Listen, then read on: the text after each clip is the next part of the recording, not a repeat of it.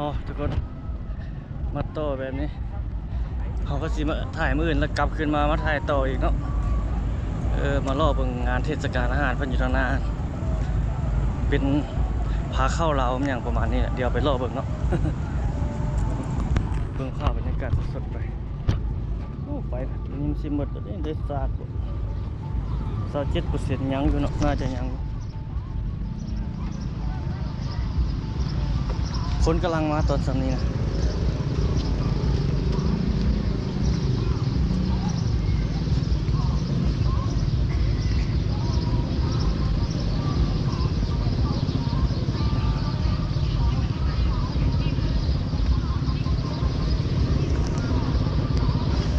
เอาน้ำเขากัน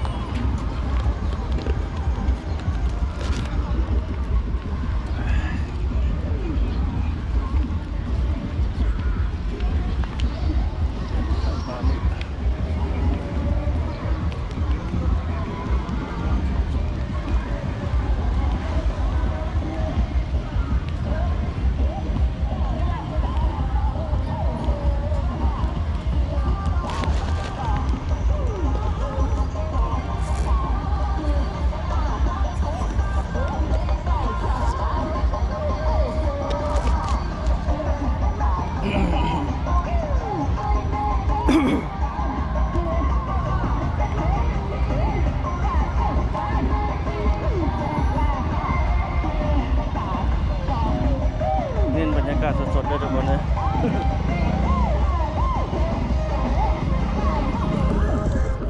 กี้เขาถ่ายไปพุ่นทางสิไดโมไปทางนั้นทางสนมอนบัดกลับมาเข้ามาไว้อีกคลิปนึงจิล่อผ่านนี่แล้วเข้าไปล่อตลาดกลางคืนแล้วเกี่ยวออกมาสาวน้อย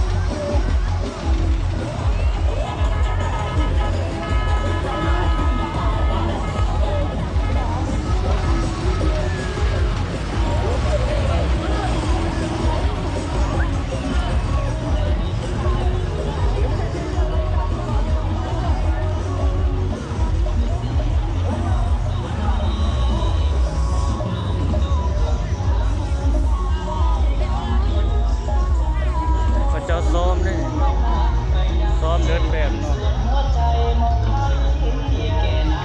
แบบน้อย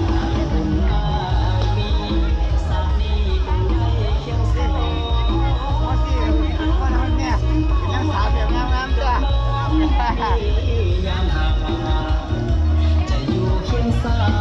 วฮักเจ้านั้นบ่จืดจางขอฮักเดียวบ่มียามห่าง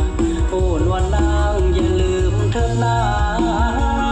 โอ้สาวนาแก้วหลับแล้วไอ้ยังไฟฝันทุกคืนทุกวันยังฝันเห็นดวงไม่นางอยู่ห่างเพียงกันหัวใจไอ้ยังไฟหาทุกคืนวันยังฝันเห็นหน้าตลอดเวลาที่นอนหลับไป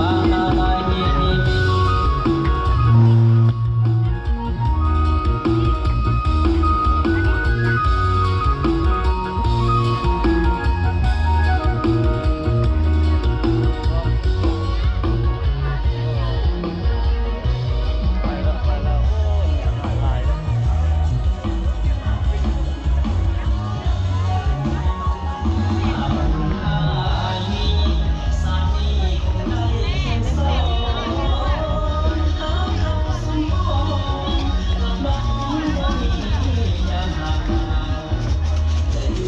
ของเข้าคนหลายแนว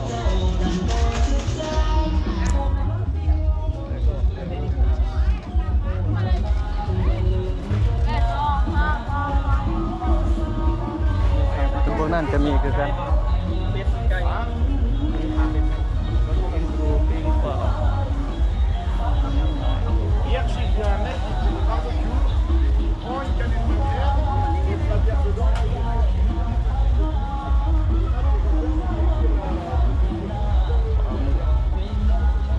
มันแข็งอ่ะเมียลวกบอกแม่เราจะกินเลย Nee, goed bij โอ้ นี่แบบลวกบอก เสื้อผ้าแบบนี้อาหารการกินจะอยู่นั่นพุ่นเลยหลายอยู่เนาะ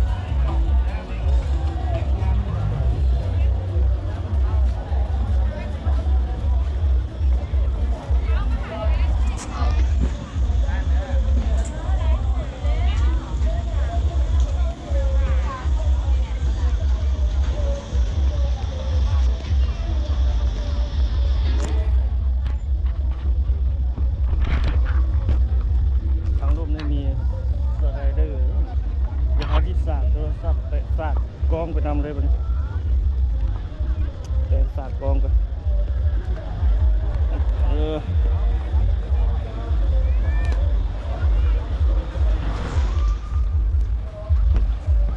มีรถซิ่ง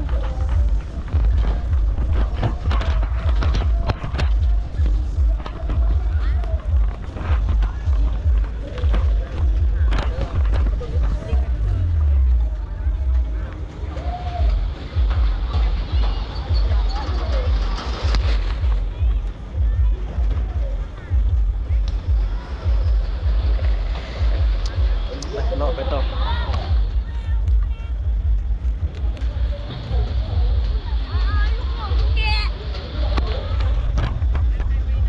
ดูบรรยากาศสดแบบนี้ไป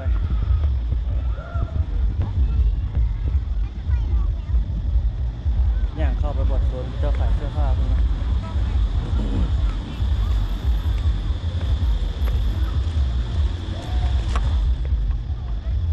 โอ้ผู้สาวมาถ่ายรูปย่างลงนี่ไปแล้วก็ไปขึ้นเทิงกันเนาะเกี่ยวลงไปนั่นเนาะสองเรามาถ่ายรูป แม่จับโบราณ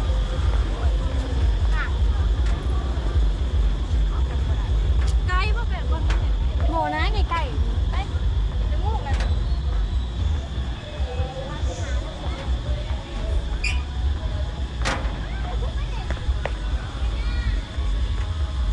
บริย่างออกมาเติมตอนสมัยคนยังโบราณ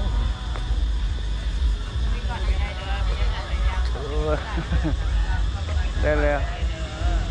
ได้แล้วอายยังล่อผ่านไป โอ้เบิ่นเขียนหลายเนาะโอเค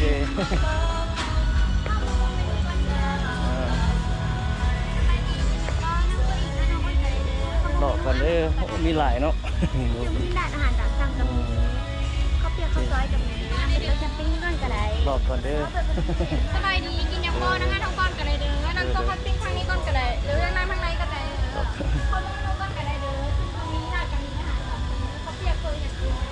รอบก่อนขอบใจรอบกันเด้อ เมนูหลายแล้วนี่โอ้ตำไม่อย่างจะมีเบิดโอเคใจรอบก่อน หลายเมนูอาหารอาหารโอ้เข้ามาไหนมี30รีวิวชอบกินเลยเนาะอ๋อ ตามสั่งหรือตามจุ่ม มีเบิดต่อก่อน โอ้หลายเนาะกินบ่ร้อนเลยคันนั่งกินเบิดจังหานนี่ เดี๋ยวรอ ก่ กั อน นได้เด้อเป็นอาหารตามสั่งเป็นตามเป็นย่ำกับมีเด้อ อ๋ เจ้า อเดี๋ยวรอกันเด้อขอบใจทางนั้นจะมีเนาะ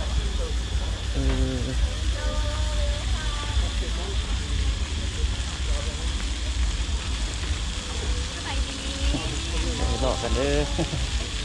กันเลยเด้อ นั่งอยู่บนไกลน้ำเย็นดีเลย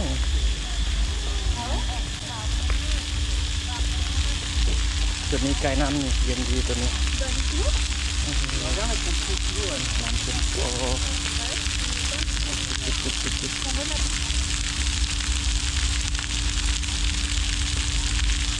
เย็นดีอะ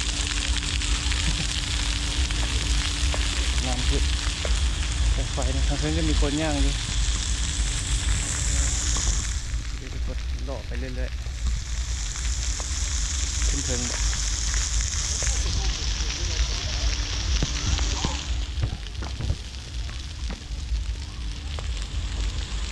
โดนๆเขาก็ลงมาย่างเลาะแบบนี้ให้ทุกท่านได้เบิ่งอาหารการกินนะแต่ละห้องแต่ละอันเป็นตกแต่งประดับประดาได้งามหลาย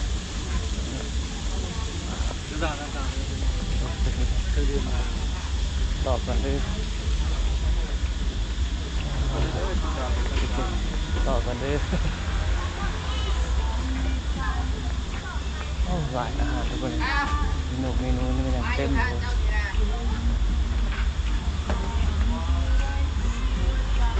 ต่างประเทศเพิ่งมานั่งกินมาดูตลาด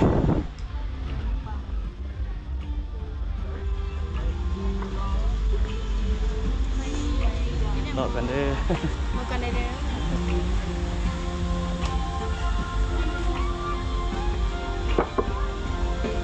พอทันขึ้นไปโซนนี้ก็นั่งนี่คือกันนี่เป็นโต๊ะเต็ม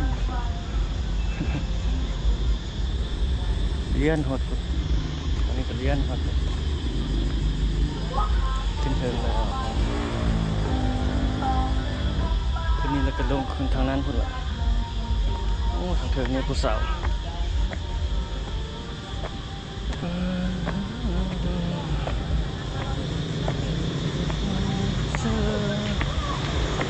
สาวน้อย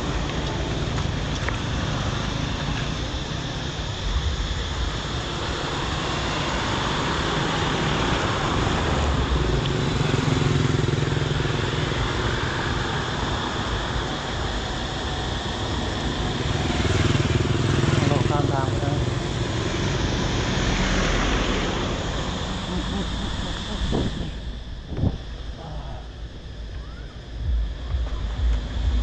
เจ้าที่อย่างนี้ตีนจุ่มเดียวถ่ายรูป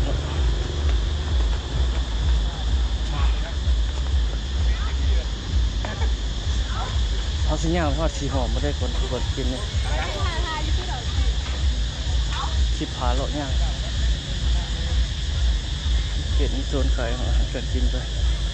เขาจะบอกที่บ้านลายปันใด เน้นบรรยากาศสด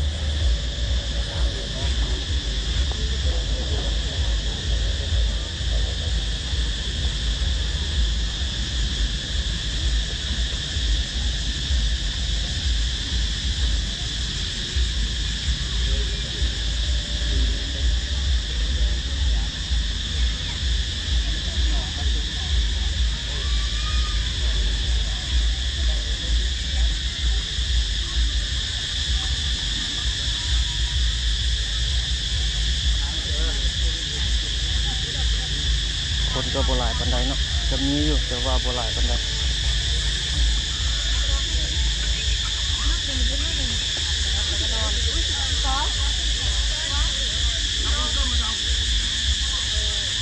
ผู้สาว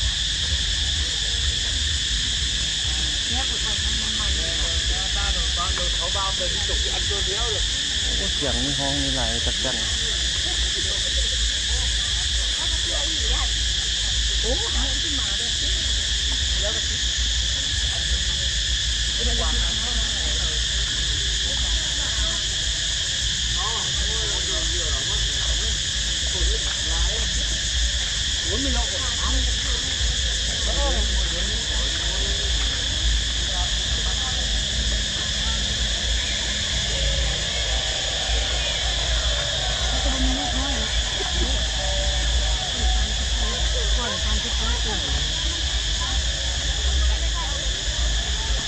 ฮานี่จะขายดี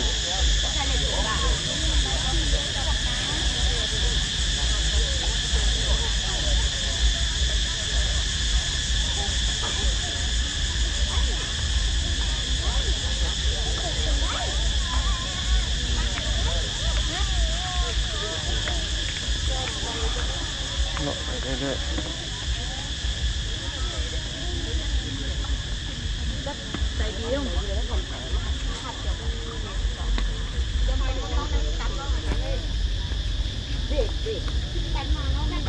เสื้อผ้าเด็ด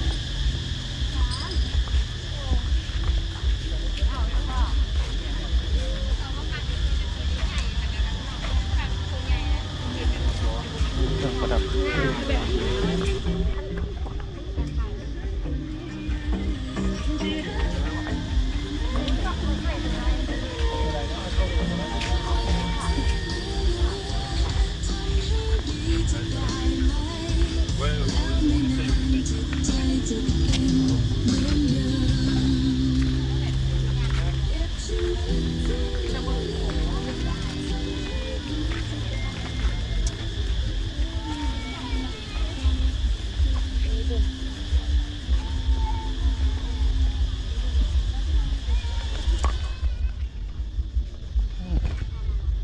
ฮอนเติบเข้ามาใน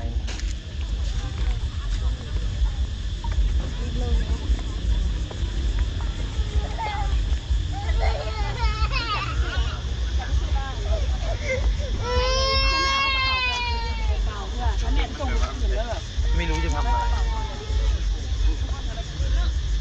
ต่อไป คุณแล้วแต่ละเมืองก็เจ้าโมงอะไรกับกลับบ้านเขาบ้านเลยvì cái chơi làm những thứ khá hỏi cái đẳng thứ mà đẳng tát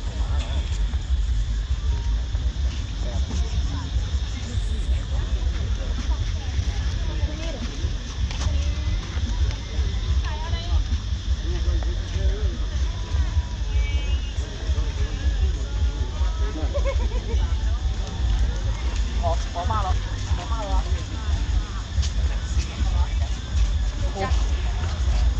กระดาษ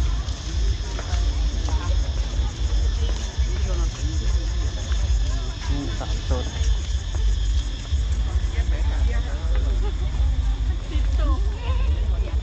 แล้วมันก็หุบเข่าแล้วมันก็เห็นหุ่นสัตว์สัตว์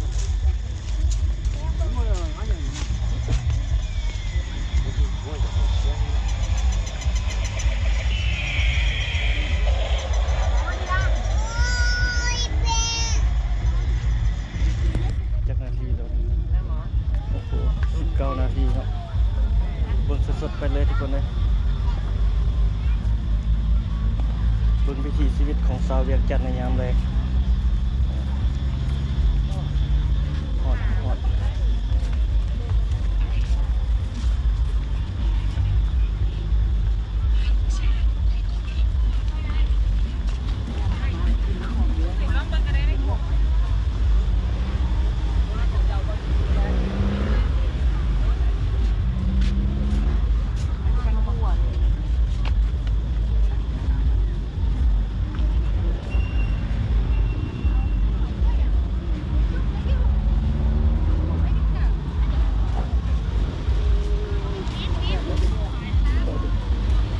เนี่ยเกี่ยวไปตลาดสีหอมเมื่อไรจังเล่าออกมาเนาะ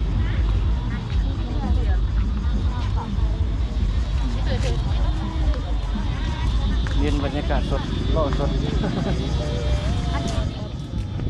เพื่อบางคนบางท่านไม่ได้มาเล่าซะอัปเดตต้นเดือน4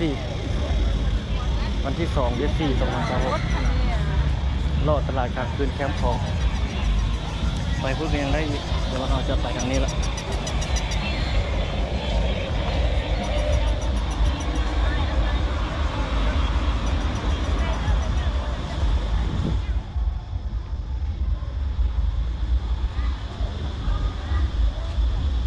อเมซอนคนหลายอยู่เลยเกม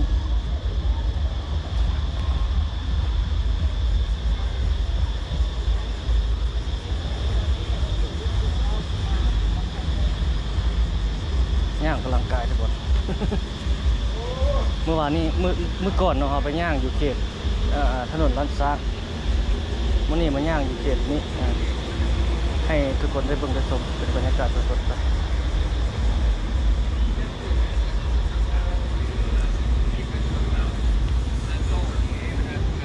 นักท่องเที่ยวกันหลาย จะเป็นคนต่อยเองเป็นเลือดของร่างกาย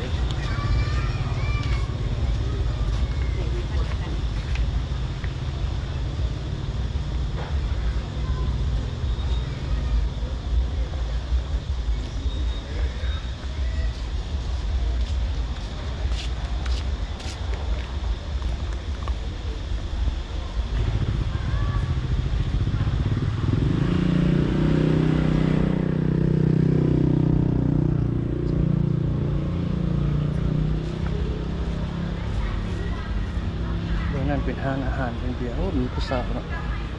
มีผู้สาวนั่งนำยินเบียร์พร้อมด้วยมีผู้สาว PR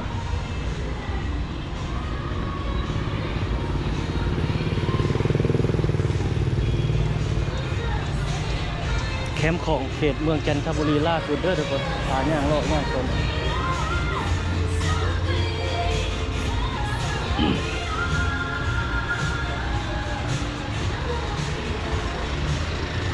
โอ้โรงแรมนี่มีชั้นด่านฟ้าอยู่ตรงนี้ตรงนี้มีชั้นด่านฟ้าครับตรงบนตะเวนตกดินได้สบายเลย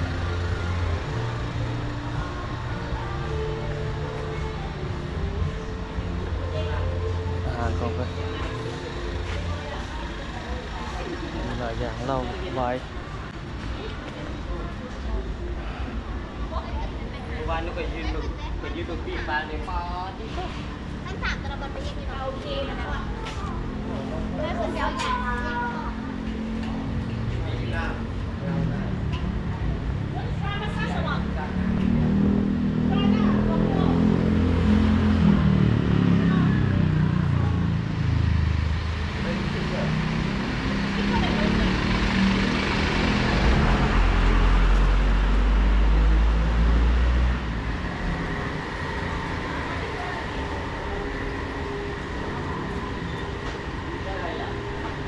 คนลาวก็เข้ากินอาหารอินเดียเนี่ยอาหารอินเดียอาหารจีน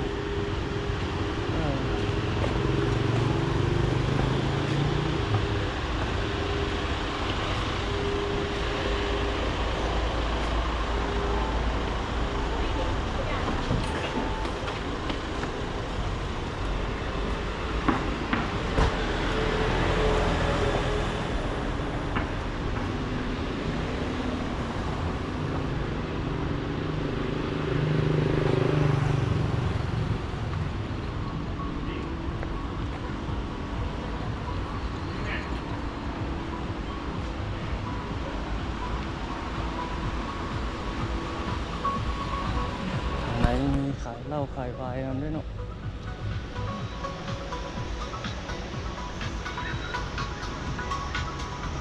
นี่เป็นโรงแรม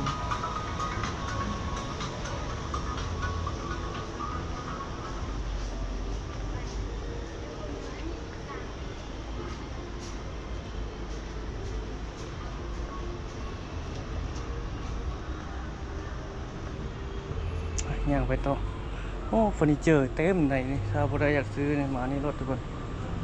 ที่ระลึกแบบเฟอร์นิเจอร์เมืองลาวมันอย่างประมาณนี้นะรอไปต่อฮอดเขตสีหอมก่อน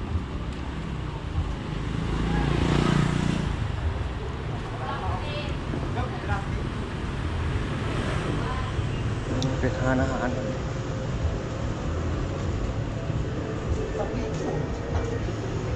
อาหารเกาหลี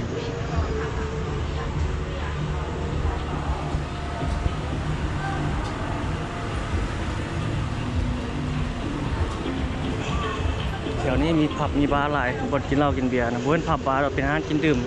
นี่ก็แม่นห้านก็แม่นอันนั้นก็แม่น3-4 ห้านเรียนเดียวอยู่นี่ถนนลาดสร้างถนนนานาใช้เศรษฐาธิราชแล้วถนนลาดสร้างจะอยู่ทางนั้นพุ่นลองข้ามทางก่อน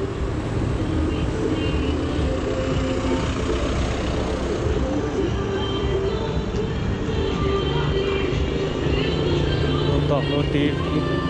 รถต่างประเทศขายได้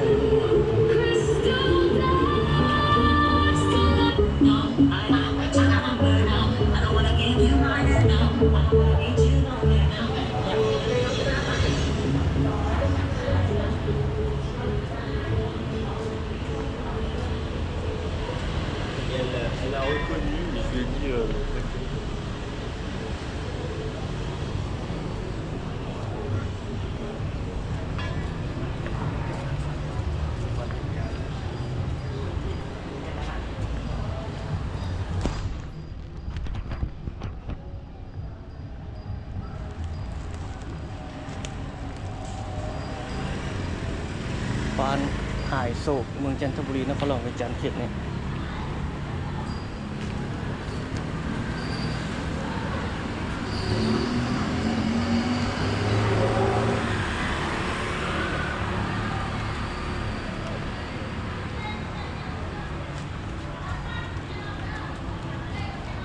อาหารนวดด้วยอาหารต่างประเทศก็จะสนใจเข้าไปซื้อที่ระลึกขายเครื่องประเภทที่ระลึกเสื้อผ้าโอ้งานผู้สาว กับแม่ซุ้มเราที่กินยัง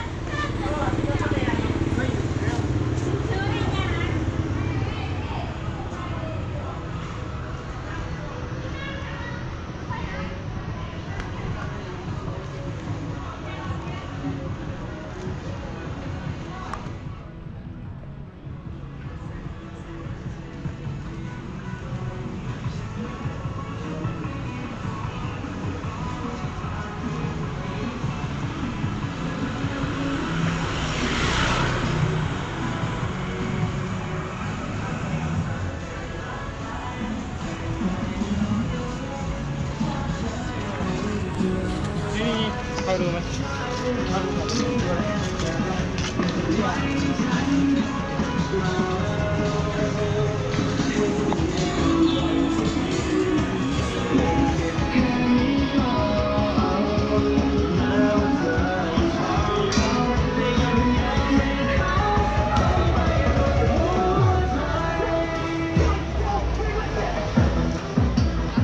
มาย่างสดแบบนั้นเดี๋ยวตอนนี้เราจะไปทางนี้ก่อนซะ คนหลายฮอนเอาทุกคนเลย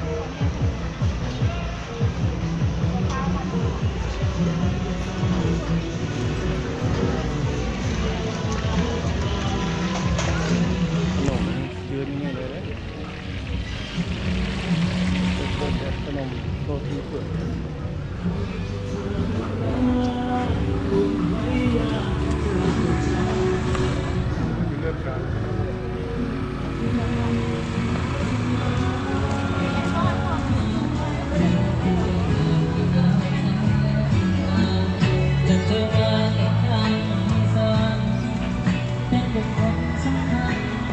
คนโบราณคนใดเนาะ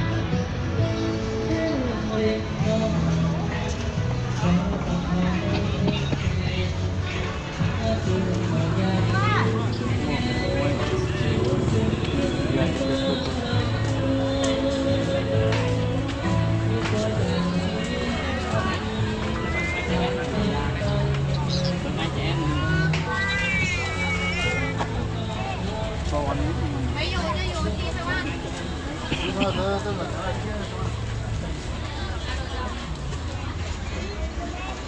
เดี๋ยวจับเครื่องอะไรตอนนี้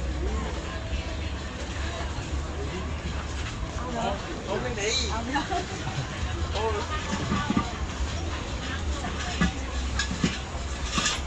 ย่างเราเบิ่งบรรยากาศด้วย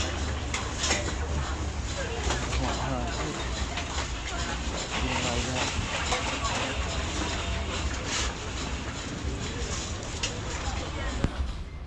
อันนี้เนี่ย3,025ขาไก่ปิ้งไก่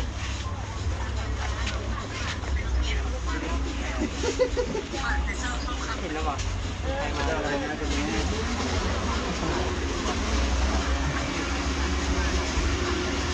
อนที่สังเกตได้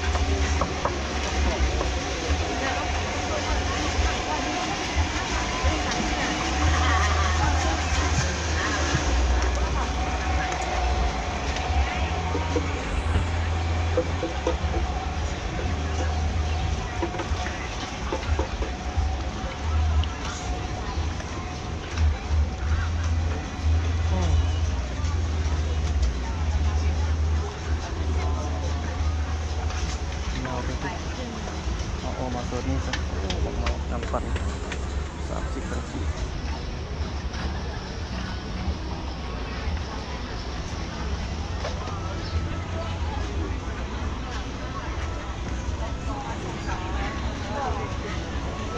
มาถ้ามาจากนี้ล่ะ ออกทางนี้แหละ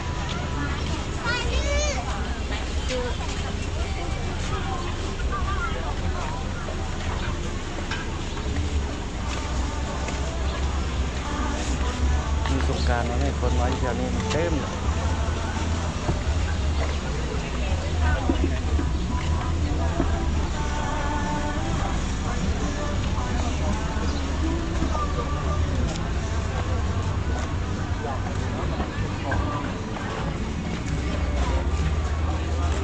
โอ้นี่คนต่างประเทศยุ่มหุ่มเลยนี่มันอย่างโอ้ปิ้งไส้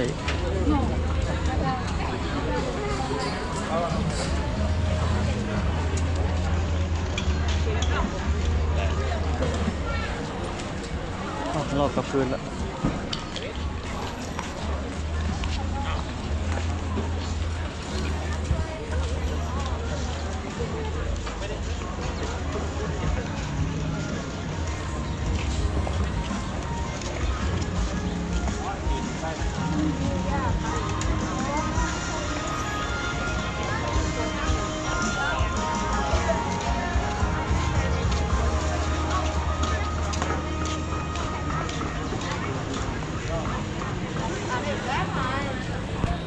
มีมะพร้าวนะเต็มเลยเขาจะหุ้มซื้อเป็นแฮม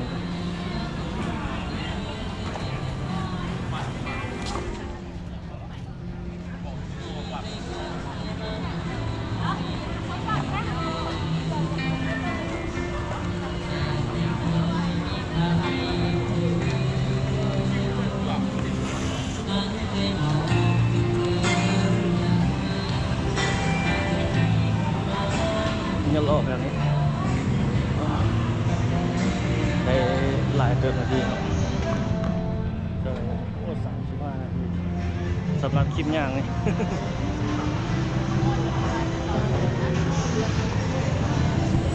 ฮอนขนาดนี้เลย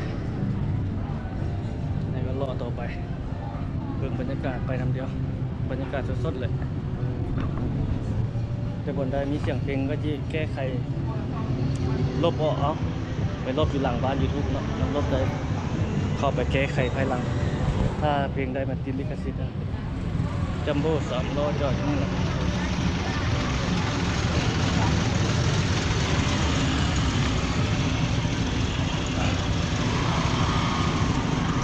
กี่เขามาในทางเบื้องนั้นครับวันนี้สิลอกขึ้นไปทางนี้ก่อน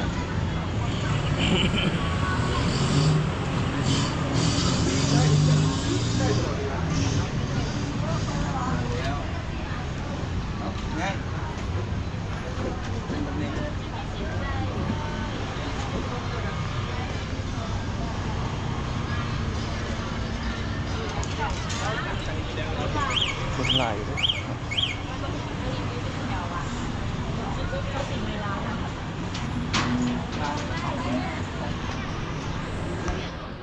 ยิงแหนบเนืองตัวนั้นน่ะคนร้ายสีหอมแหนบเนืองสีหอม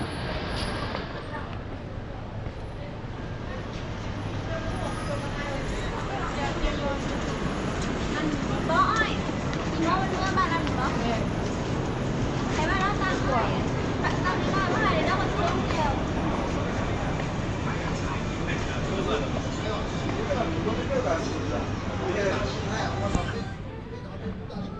ต่างประเทศคนจีน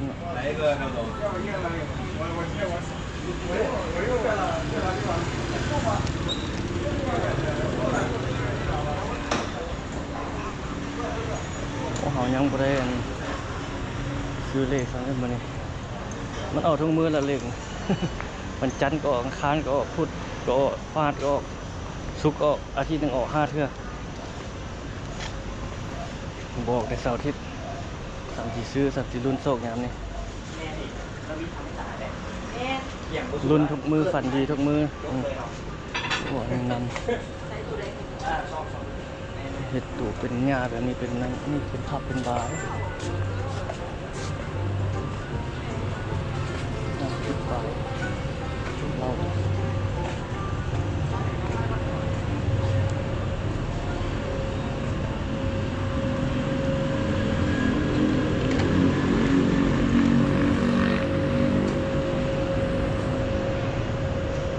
ย่างโลกกับขี่รถผ่านนี่ต่างเดียวได้ทุกคนเลย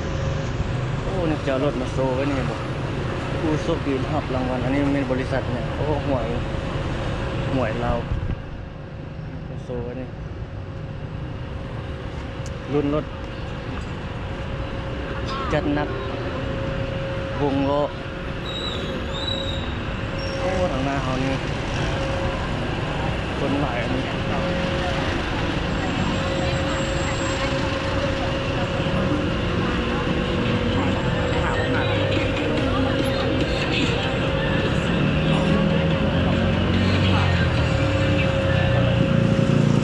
ข้ามทางแล้ว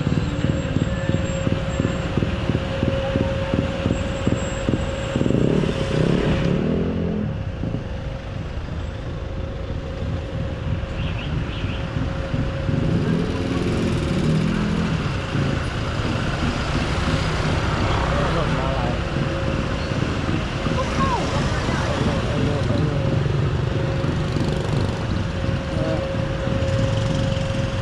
ก็ที่ตามมาได้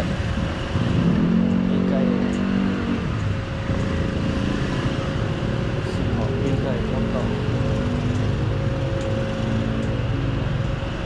ขนมต้มโอ้ยมีครบ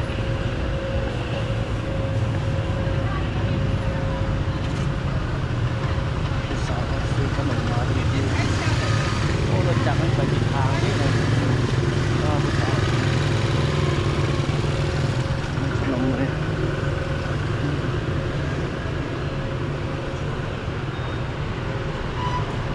เงินให้เศร้าจะให้เศร้าได้ตึกตัวนี้นะอยู่บุดรเลยนี่น่าจะมีคนมาเศร้าเห็ดหอกเห็ดเหมือนไปหอกเห็ดทาน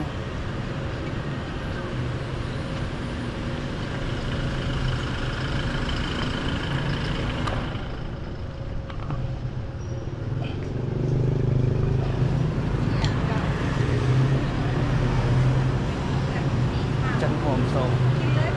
เลิกเก็บมีเกี๊ยวมีร้านอาหารโอ้คนหลายอยู่เลยนี่นี่จะเป็นร้านอาหาร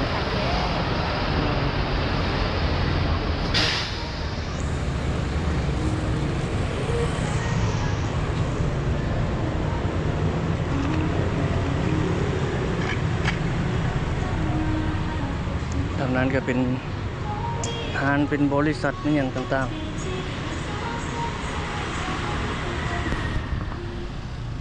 โอ้เหงื่อออกหลายเติบทุกคนเลย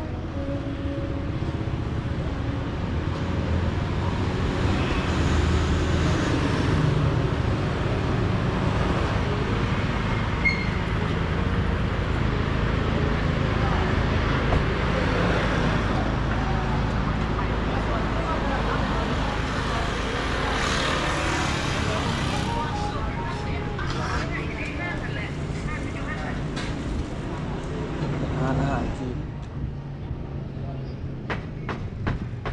ข้าวมันไก่น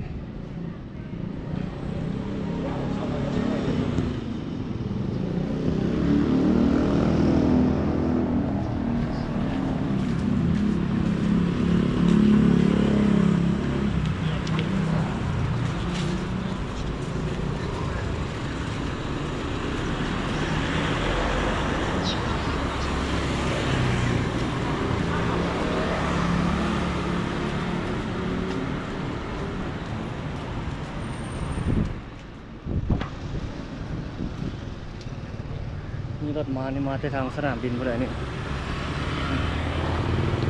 นี่ไฟแดงเพิ่นยังบ่ได้เปิดเท่า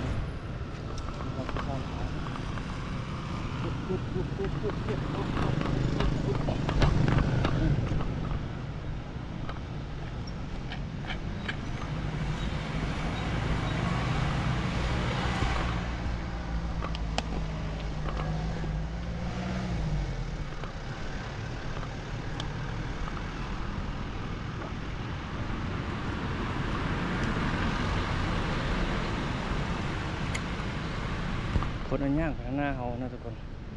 เจ้าเอิ้นคนมันอย่างบังกลาเทศว่ะหลายที่เขาเจ้ามันอยู่บ้านเขานะ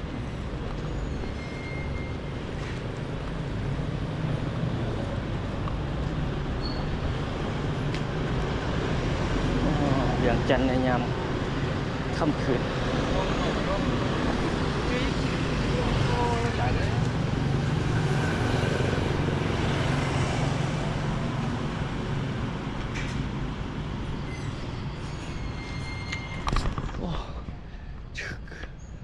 สุดยอดทุกคนเนี่ยออกกำลังกาย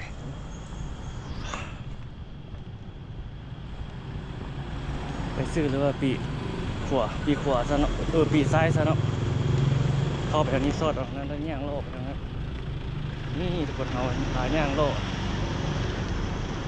ได้40 ปลายนาทีเลยนี่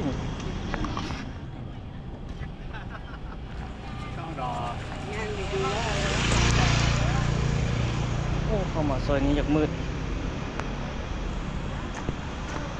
บุมีไฟเลยซอยนี้มืดปิกเลย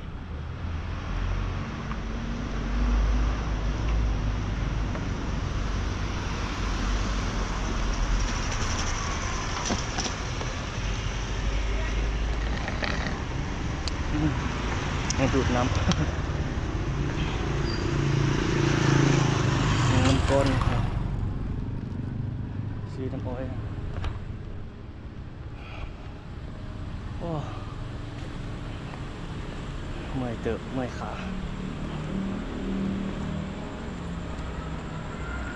ผาย่างเลาะเด้อทุกคนเลย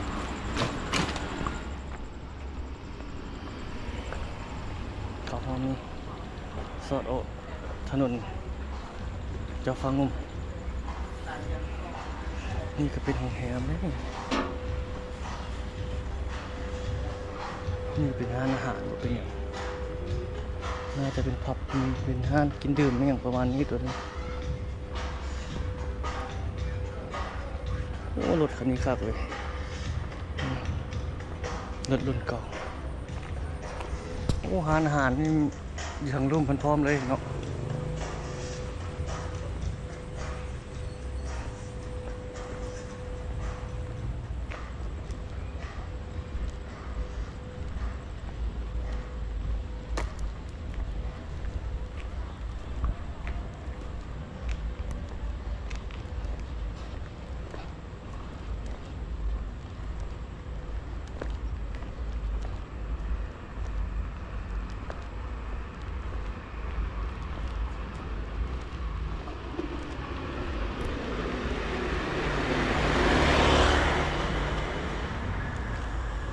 นี่เป็นร้านขายเครื่องย่อยเขตนี้เป็นบ้านวัดจันทร์เมืองจันทบุรีนครหลวงเวียงจันทร์โอ้เสียงเขาจนแหบมีห้องการบ้านวัดจันทร์หน่วย7เงินเลขที่60 ปลายแถวนี้จุดนี้โอ้ต้นคูณ เหลืองตามเลยดอกอันนี้ก็เป็นร้านกินดื่ม ถึงบ้านพักเนาะ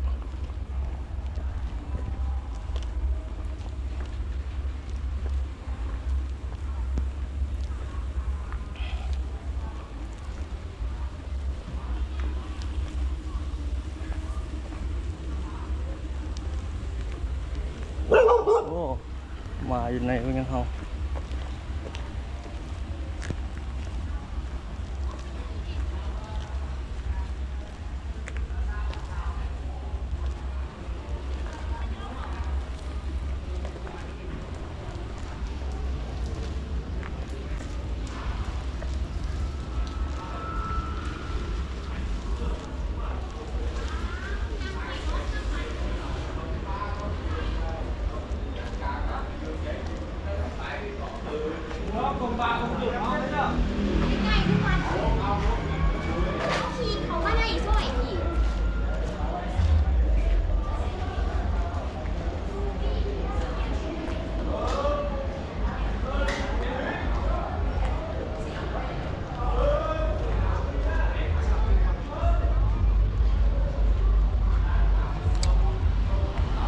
สอดใส่ตลาดกลางคืน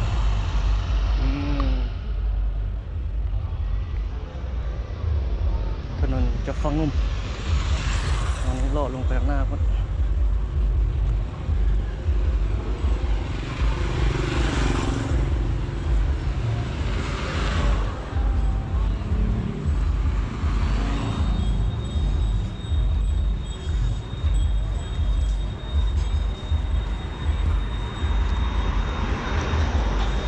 แวบมาทางนี้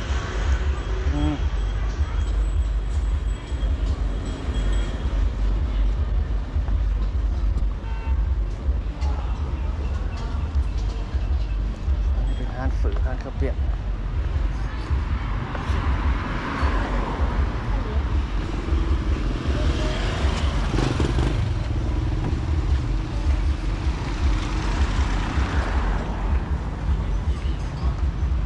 จืดได้บางทีมัน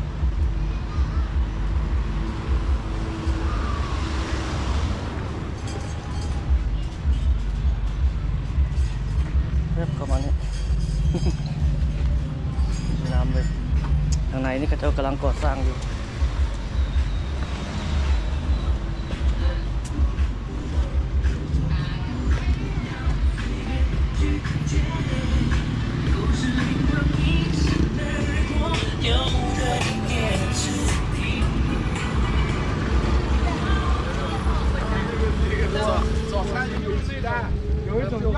อาหารจีนอาหารลาวครบเขาเจ้าขายจะเพ็นเนี่ย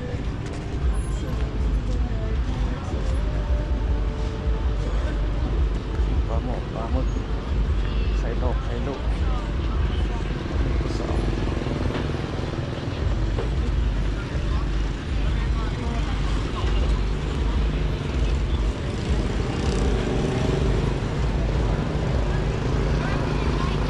โอ้ยได้มันเหมือนนั่นในโรงเรียนนะ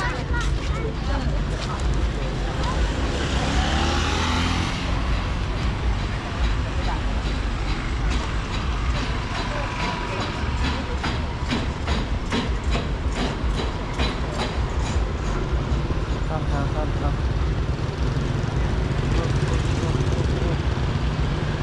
โอ้ฮอดคนเลย นี่ข้ามมาทางนี้บรรยากาศ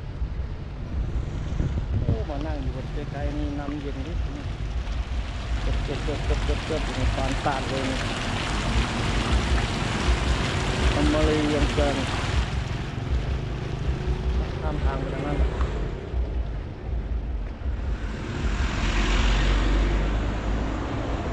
รถบลายปันไดอยู่นี่แถวนี้มื้อนี้แขกทัวร์ก็บลายปันไดเอาคลิปนี้ประมาณนี้ได้ทุกคนเลยขอบใจทุกท่านที่เข้ารับชมทุกคนไว้พบกันใหม่ในคลิปถัดไปเนาะคลิปนี้เรามาอัปเดตให้ทุกท่านได้เบิ่งในมื้อนี้ย่างล่อออกกำลังกายก็จะเก็บภาพให้ทุกท่านได้เบิ่งได้ชมไปนำ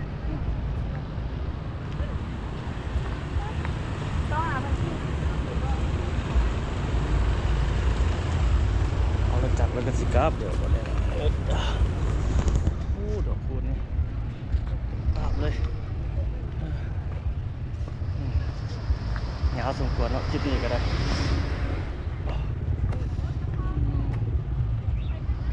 คนกำลังมากันอยู่นะ